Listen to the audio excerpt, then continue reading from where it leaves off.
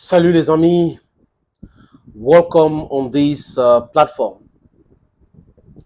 Ils sont en situation difficile. Vous savez que, comme à l'époque, je parle du Niger, comme à l'époque de Sylvain Littet, qui était bloqué au sein de l'ambassade de la France, ces deux personnalités qui font partie de cette machine à déstabiliser le Niger, à créer des problèmes,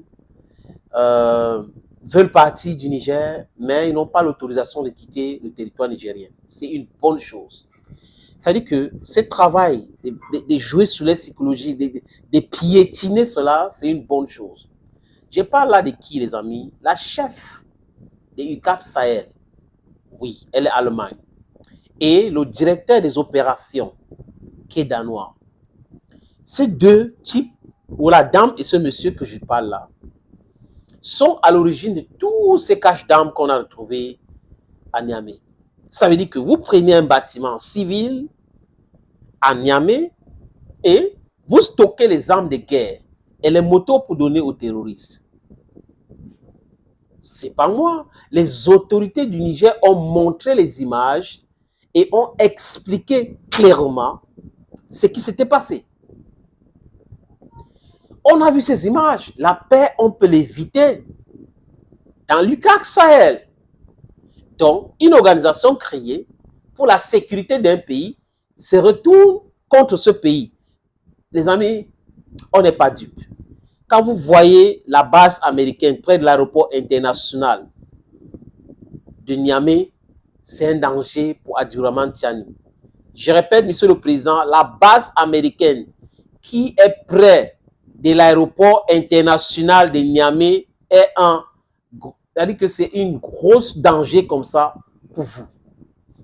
Les Américains doivent partir avec les bases militaires. Ce que vous avez fait là, en refusant de rencontrer cette grosse délégation américaine dirigée par Madame Mary Catherine Fay, ou autrement appelée Molly Fay, c'est une bonne chose qui est secrétaire d'État adjoint aux affaires africaines. C'est une bonne chose.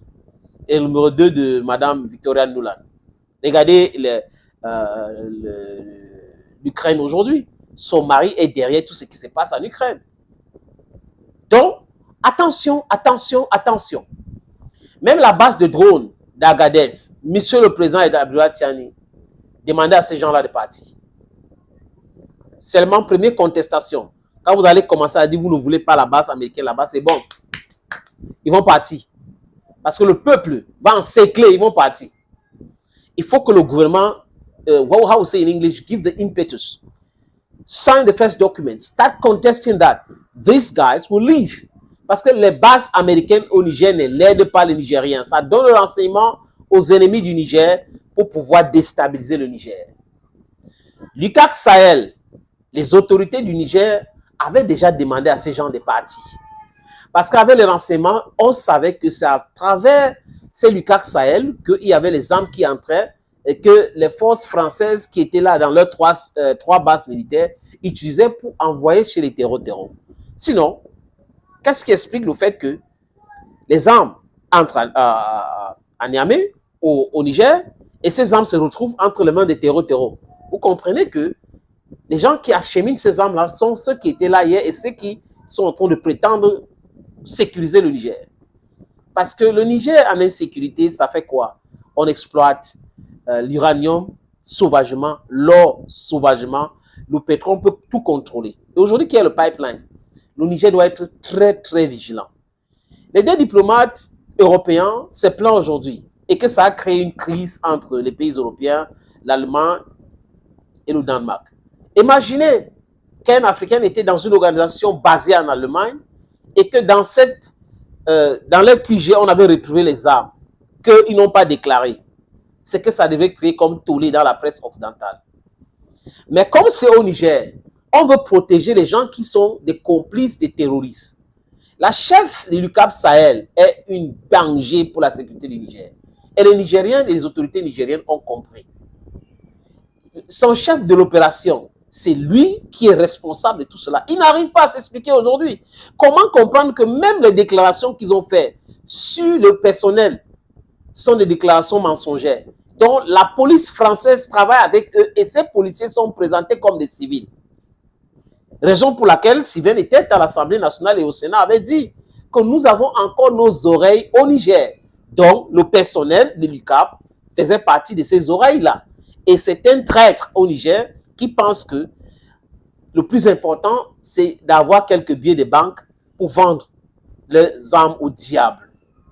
Et le diable aujourd'hui ici, les amis, vous le connaissez, c'est l'impérialisme occidental.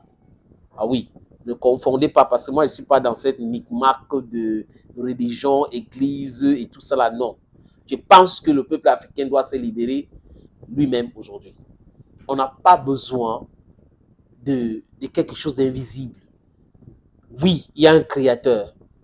Oui, il y a une manipulation au nom de ce créateur. Oui, ce créateur nous a donné le cerveau et la puissance nécessaire pour pouvoir chercher de quoi manger. On peut se libérer avec cela aujourd'hui, les amis.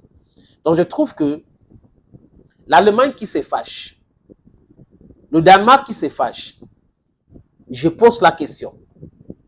Si quelqu'un connaît un diplomate danois ou allemand, partagez cette vidéo avec ces diplomates-là. Est-ce que à Copenhague, vous pouvez autoriser une organisation gérée par les Africains d'avoir les armes non déclarées dans son QG? À Berlin, que je connais un peu parce que j'ai visité Berlin, est-ce que le gouvernement allemand peut se permettre d'autoriser ou de comprendre que dans le siège d'une organisation dite civile qui travaille pour la sécurité, on retrouve les armes non déclarées et le bordereau affiche le nom des gens qu'on a menti sur leur profession? Est-ce que vous pouvez vous permettre cela? Si vous ne pouvez pas vous permettre cela dans votre pays, pourquoi pensez-vous qu'au Niger, tout est permis? Parce que vous êtes qui? Vous êtes quoi? Non. Il faut respecter l'Afrique. Et là, c'est fini.